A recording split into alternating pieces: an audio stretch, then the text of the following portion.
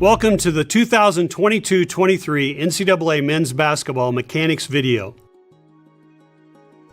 This is J.D. Collins, the NCAA National Coordinator of Men's Basketball Officiating.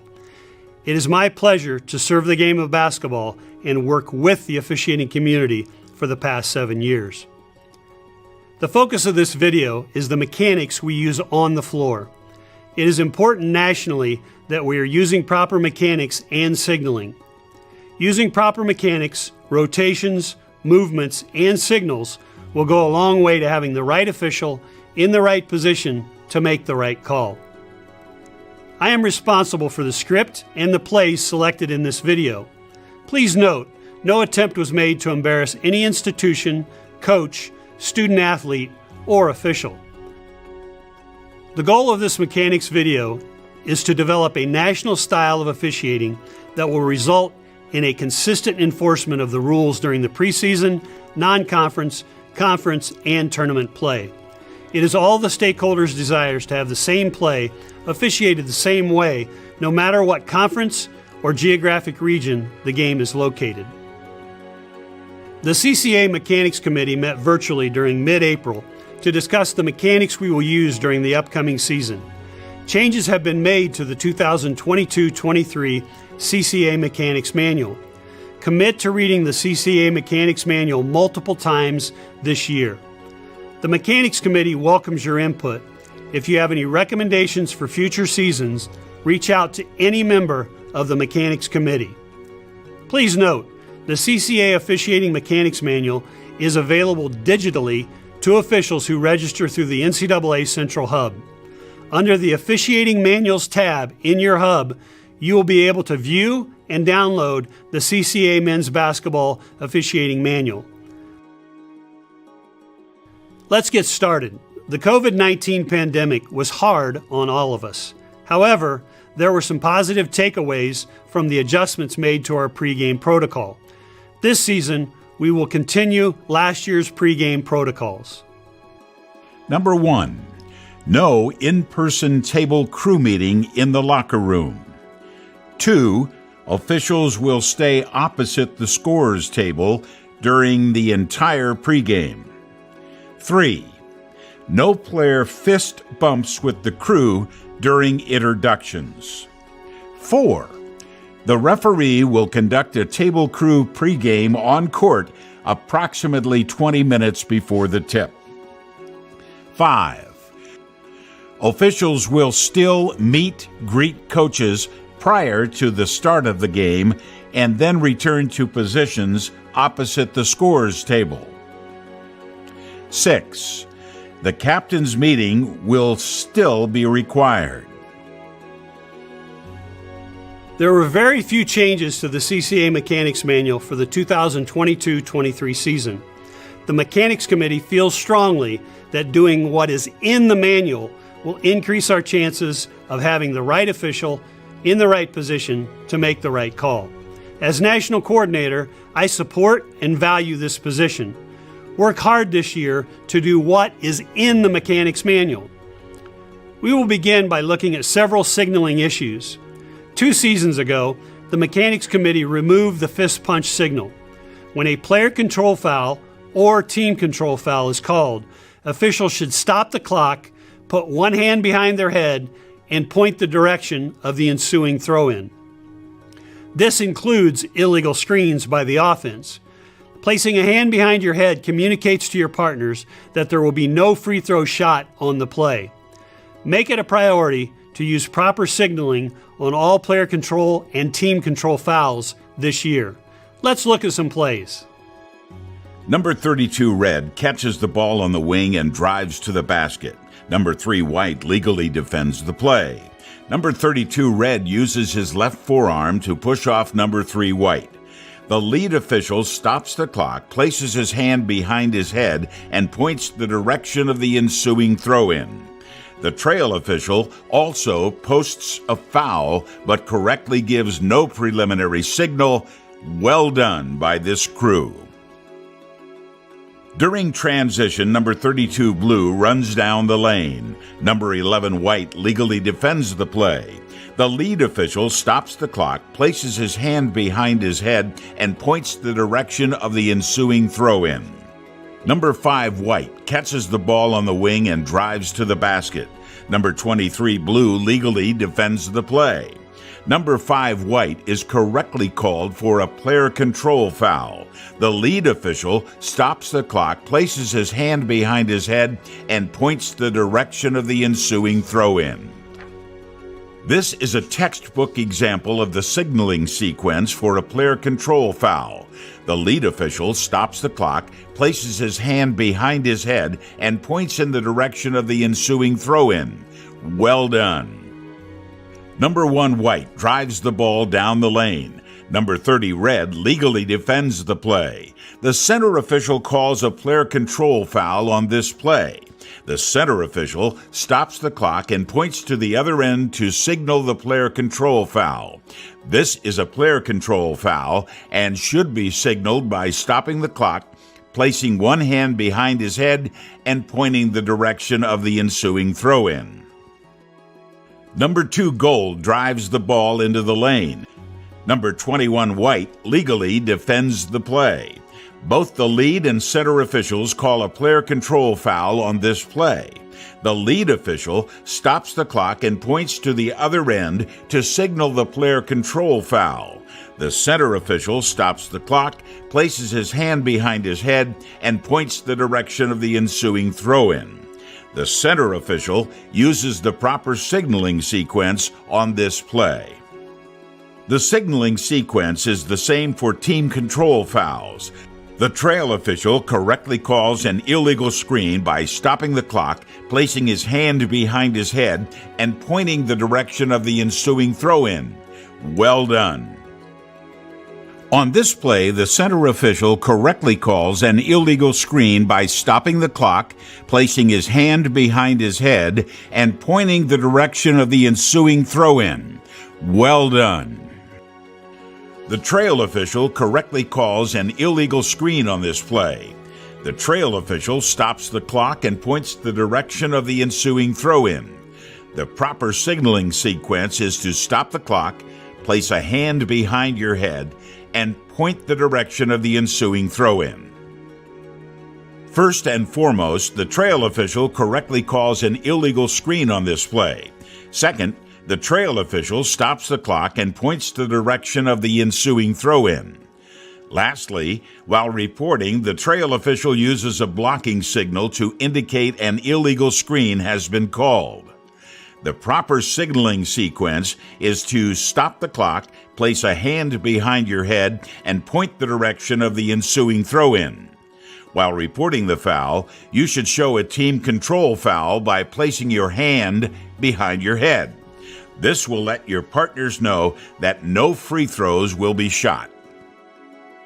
Similar to the last play, the trail official correctly calls an illegal screen on this play.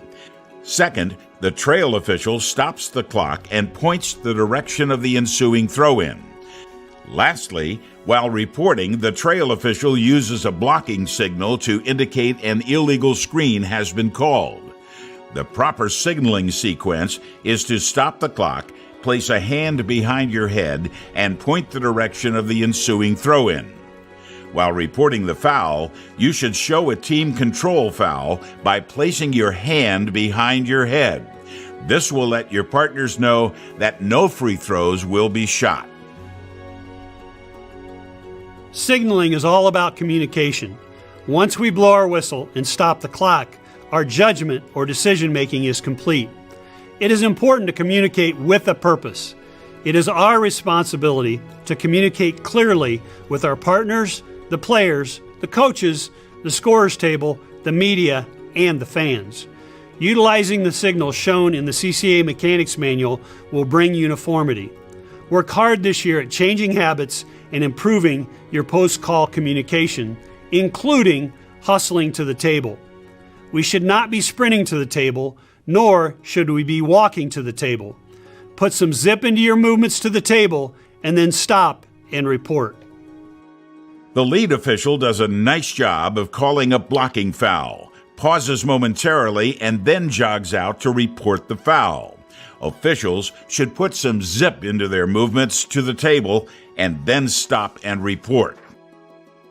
The lead official does a nice job of calling a freedom of movement foul, pauses momentarily, and then jogs out to report the foul.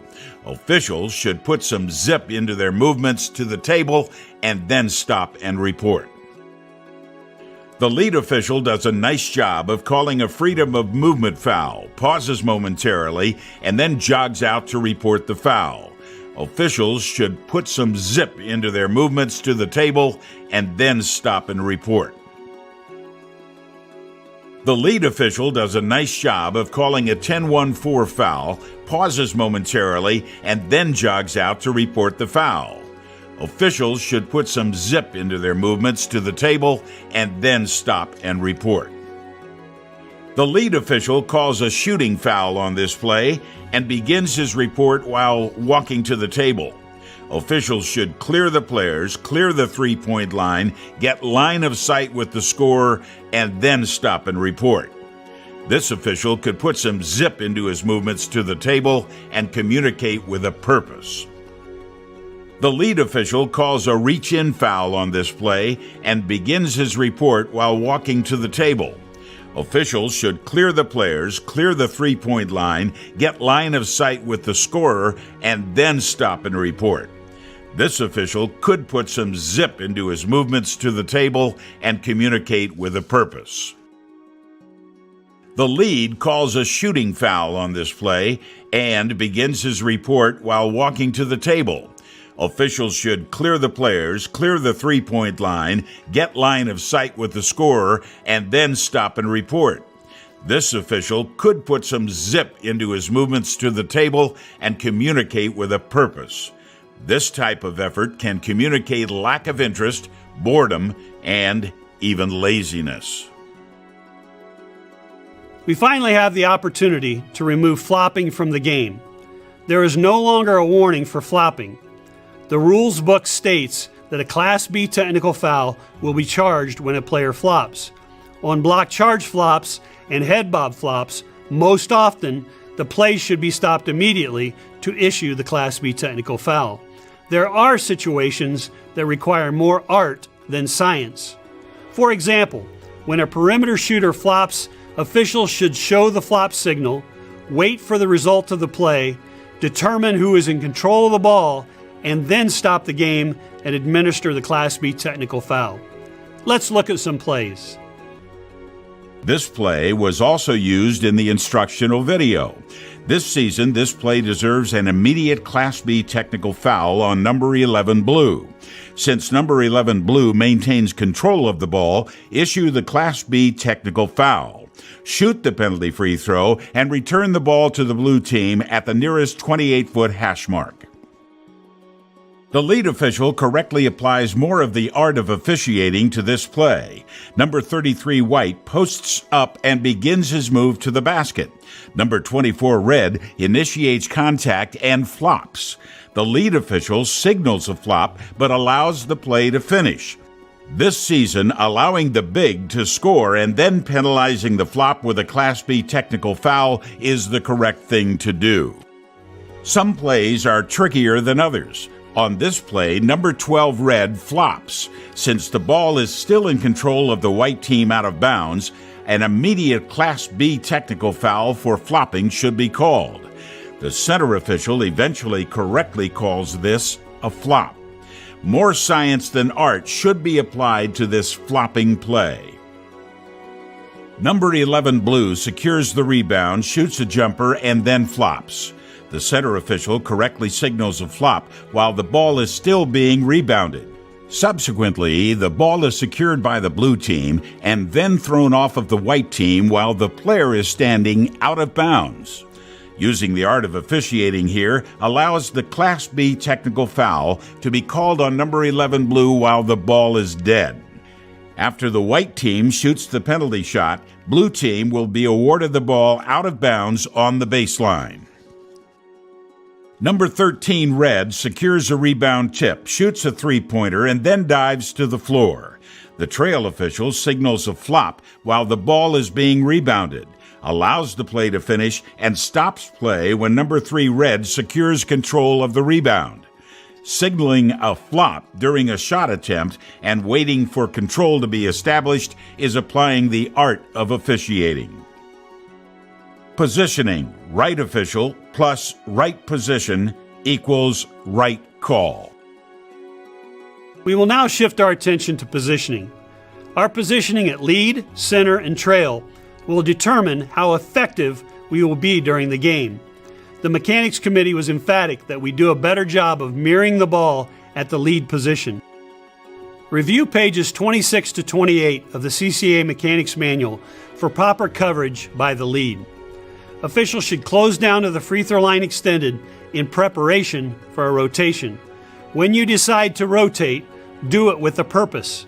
Too often we either rotate late, do not rotate quick enough, or do not rotate at all, and we miss the beginning of post-play physicality. If we work hard at mirroring the ball at the lead position and stop calling across the lane on plays above the rim, our call accuracy will dramatically improve. Let's look at some plays. The lead official does a nice job of mirroring the ball on this play. After the sideline throw-in, the lead closes down as the ball gets to the top of the key. When the ball settles below the free throw line on the opposite side, the lead official rotates to ball side and is in a perfect position to call this offensive foul. Well done. The lead official does a nice job of mirroring the ball on this play. After the throw-in, the lead closes down to the lane line. When the ball settles below the free throw line on the opposite side, the lead official rotates to the ball side and is in perfect position to call this offensive foul. Well done. The lead sets up in a mirrored wide position on this play. As the ball is passed to the wing, the lead official does not position adjust, hesitates, and then begins a rotation late. When the ball penetrates the free throw line extended, a rotation is in order. Unfortunately, on this play, the lead official's late rotation causes him to miss a post defender reaching foul. In addition, the lead then has to address the visiting coach. If we work hard at mirroring the ball at the lead position and stop calling across the lane, our call accuracy will dramatically improve. At the beginning of this play, the lead official does a nice job of adjusting his position based on the movement of the ball. As number 4 blue drives down the opposite lane line to the basket, the lead official backs away from the play and incorrectly calls a foul across the paint. If we work hard at mirroring the ball at the lead position and stop calling across the lane, our accuracy will dramatically improve. Again this season, we will prioritize the initial starting position of the trail and center officials. The trail official is required to be at or inside the 28-foot hash in the front court. The center official is required to be at or inside the free throw line extended. It is important to note that officials should not overrun an active matchup to get to these positions, but should standardize these positions in the front court. The officials on this play are in perfect position. The center is at or inside the free throw line extended. The trail doesn't overrun an active matchup and then adjusts to the 28-foot hash when the play initiates toward the baseline. The lead starts in a closed-down position, rotates to the ball side, and is perfectly positioned to call this shooting foul. Well done by this crew. The officials on this play are in perfect position. The lead has closed down to the lane line as the ball is at the top of the key. The trail positioned himself at or inside the 28-foot hash, and the center is at or inside the free throw line extended. Good positioning on this play resulted in a correct shooting foul being called by the lead official.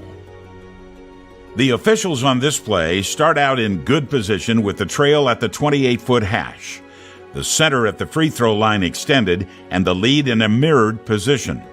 When the ball moves to the top of the key, the lead closes down and rotates. As the play develops, the trail moves deeper on the floor and the lead remains in a closed-down position. When the ball enters the post, our floor coverage is very unbalanced with the post play not being covered. This play is a reminder that we must position adjust and do it often.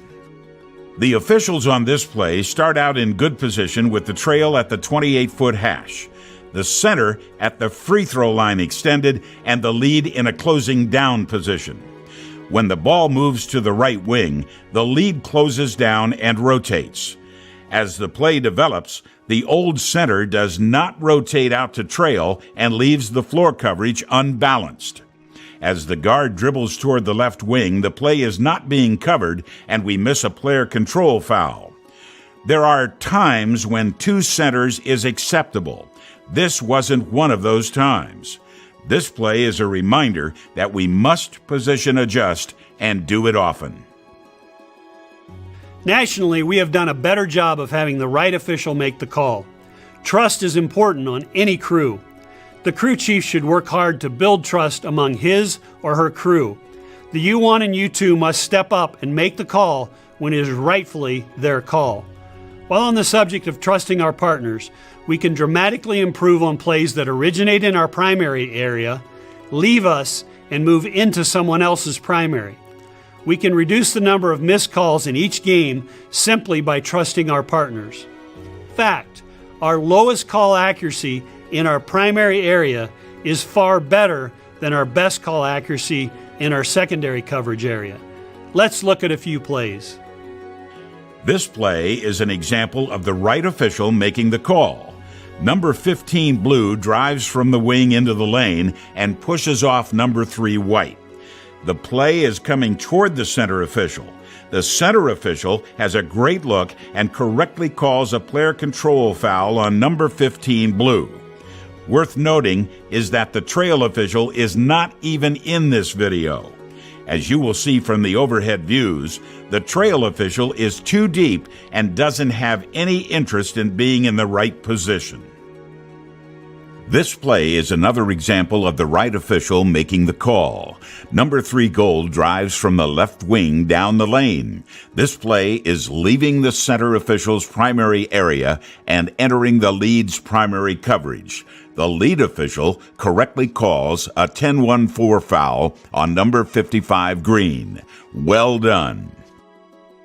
As number 11 black drives into the key area, number 31 white chucks him with both hands. The center official passes on this play because the play is leaving his primary area and he is looking at the backs of both players. This play opens up to the trail official who has a good open look. This play is an example of when a play is moving into your primary area, you must be willing to pull the trigger. This play begins in the trail official's primary coverage area.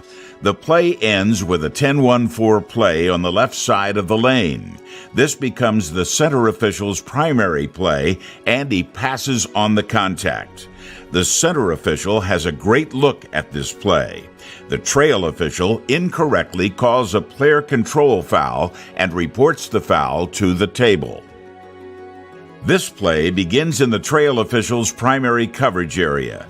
Number 11 blue drives into the lane going away from the trail official. This play enters the center official's primary coverage area. The center official has a great look at this play, posts a foul but does not give a signal. The trail official incorrectly calls a blocking foul and reports the foul to the table. The trail official should have posted a foul and deferred to the center official. The center and trail officials should use a cadence whistle on strong side plays and plays down the lane coming to the lead. The lead official should have first crack at these plays in their primary. If there is a foul and the lead doesn't put a whistle on the play, then the trail or center can call the play a touch late with a cadence whistle. Let's look at some plays. This is a great example of the center official using a cadence whistle.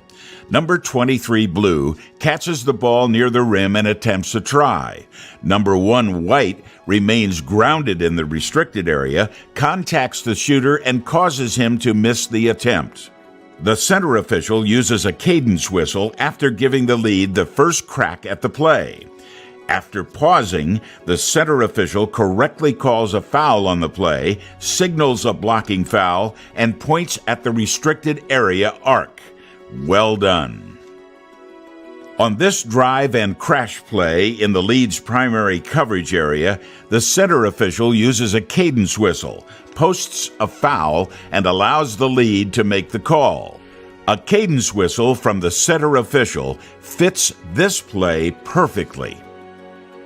Number 12 blue drives to the basket in transition as number 5 white defends the play. Number 5 white sets up legally outside the restricted area.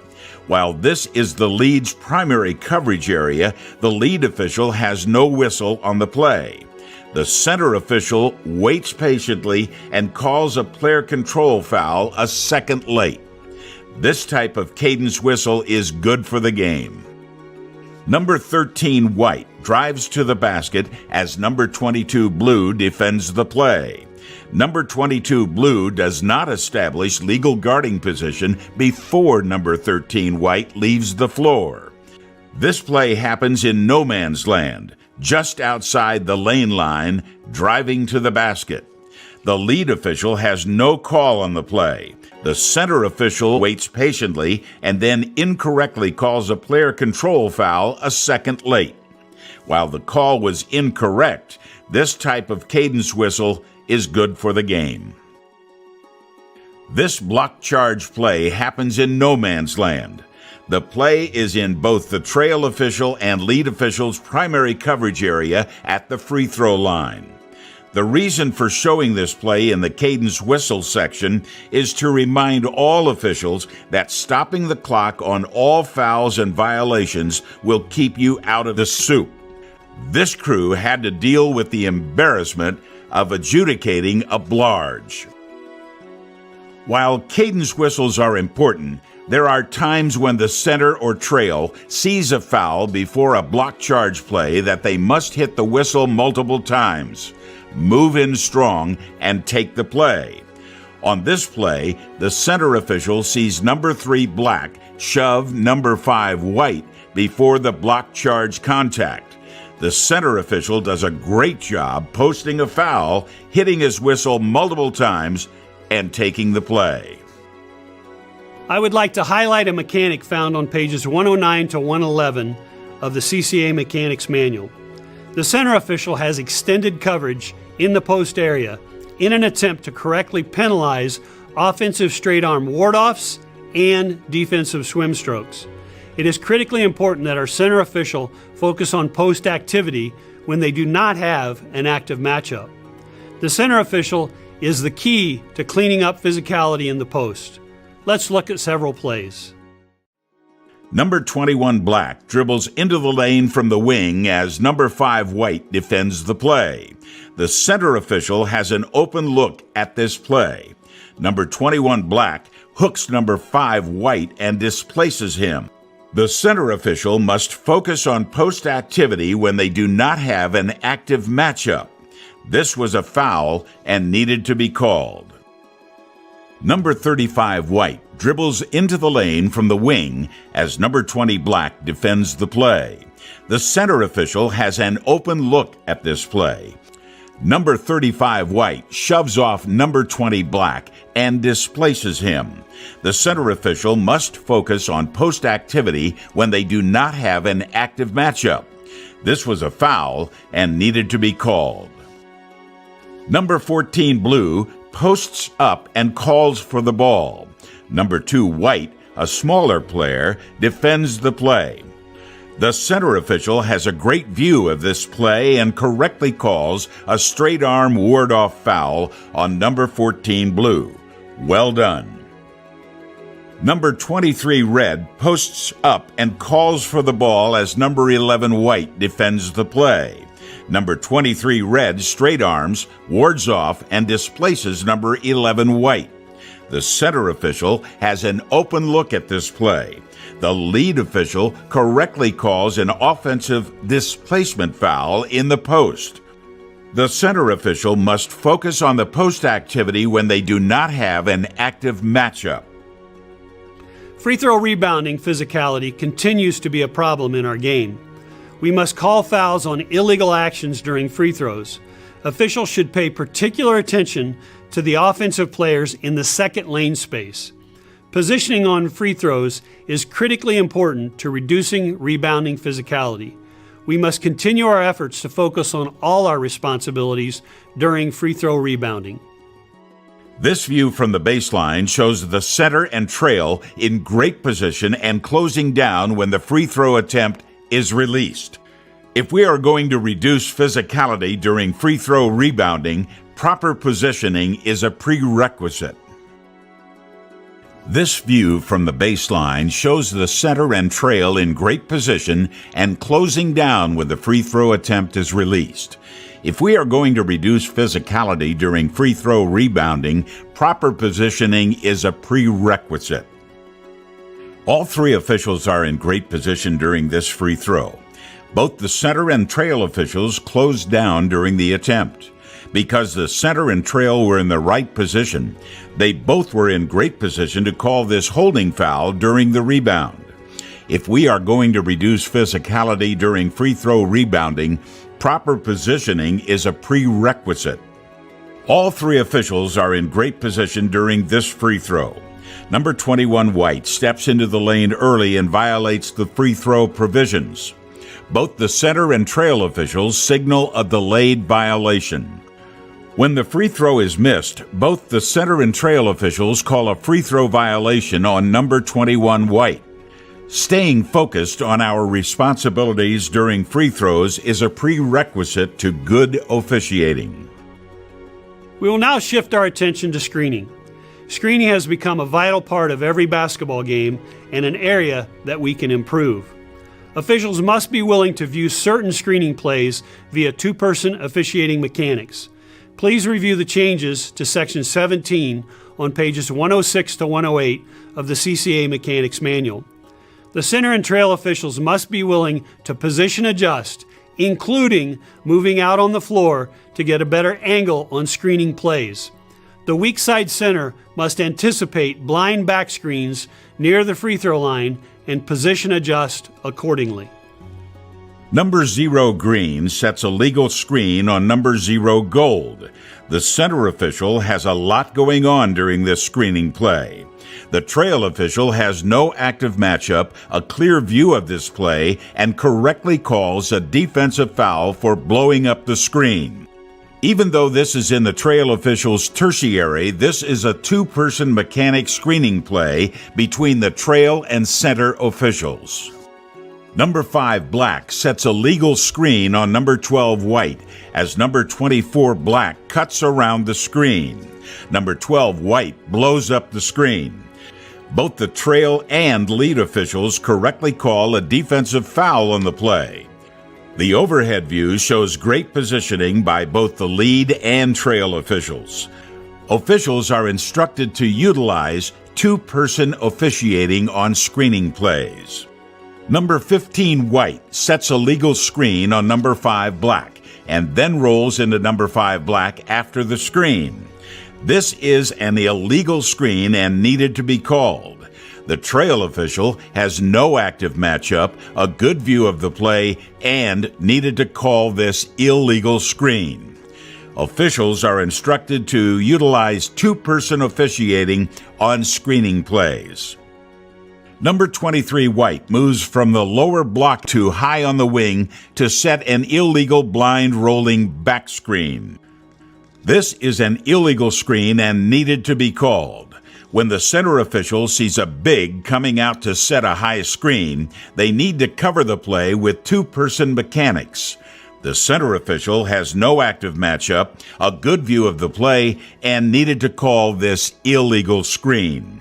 Officials are instructed to utilize two-person officiating on screening plays. The last section of this mechanics video will be some reminders from previous seasons.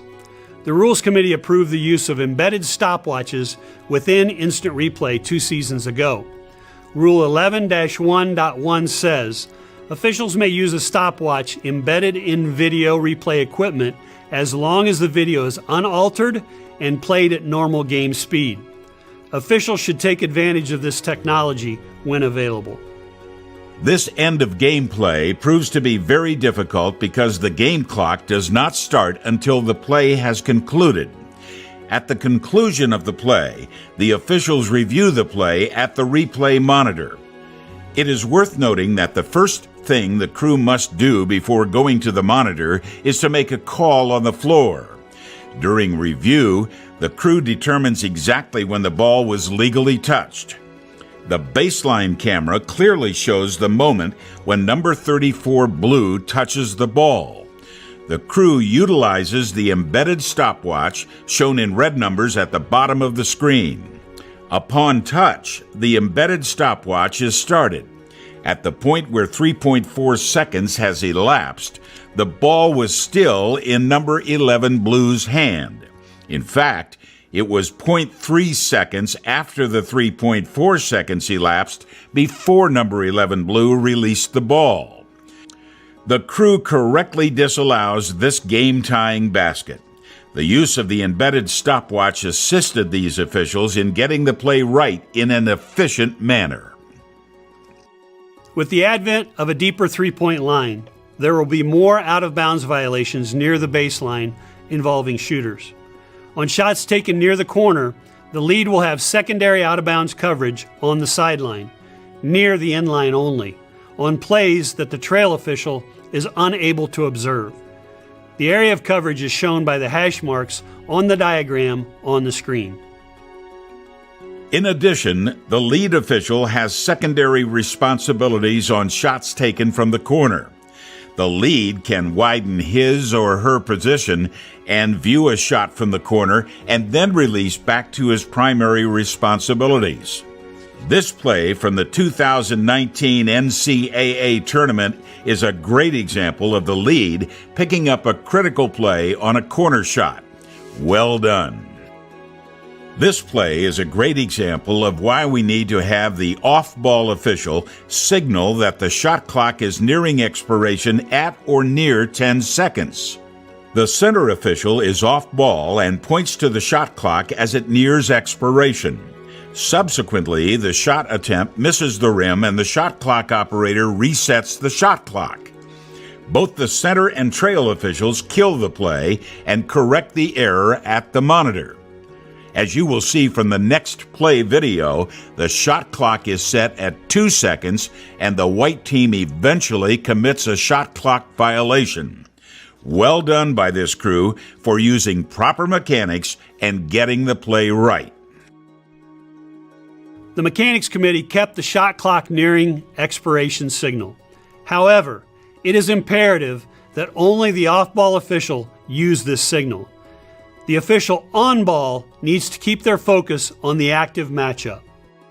I want to remind all officials that Section 15.1.a, procedure when calling fouls, allows the calling official the option of staying tableside to answer a coach's question or to head off a potential unsportsmanlike situation.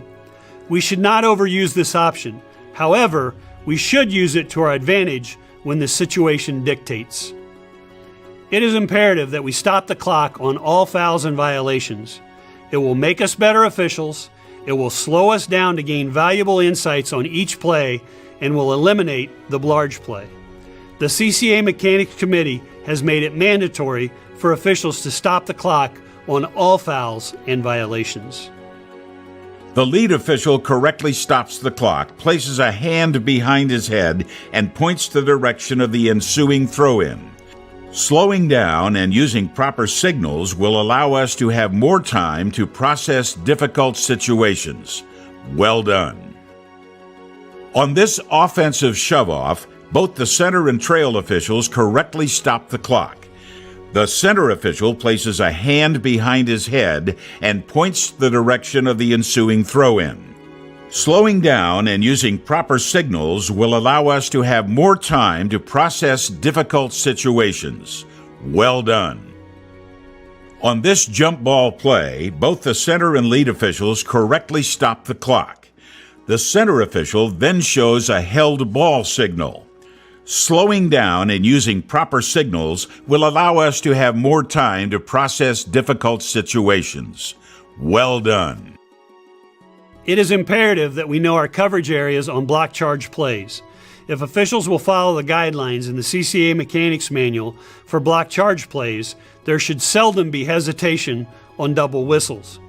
Pages 26 and 27 in the CCA Mechanics Manual describe in detail the coverage areas. Please review this information and cover it in your pregame.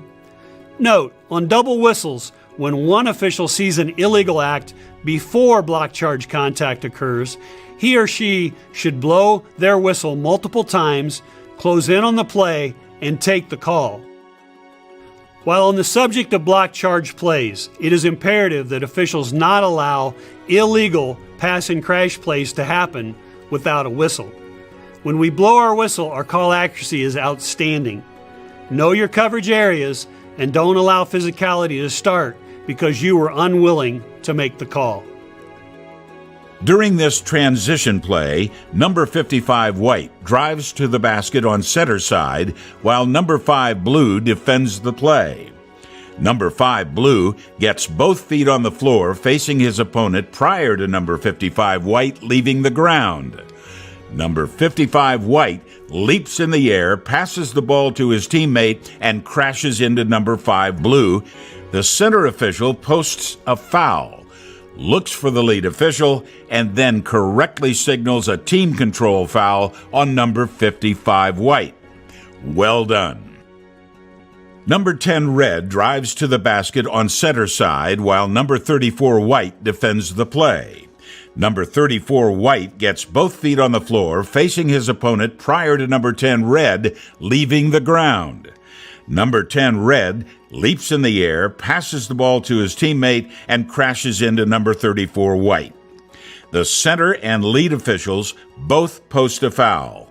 The center official hits his whistle multiple times, wipes off the basket, and then correctly signals a team control foul on number 10 red.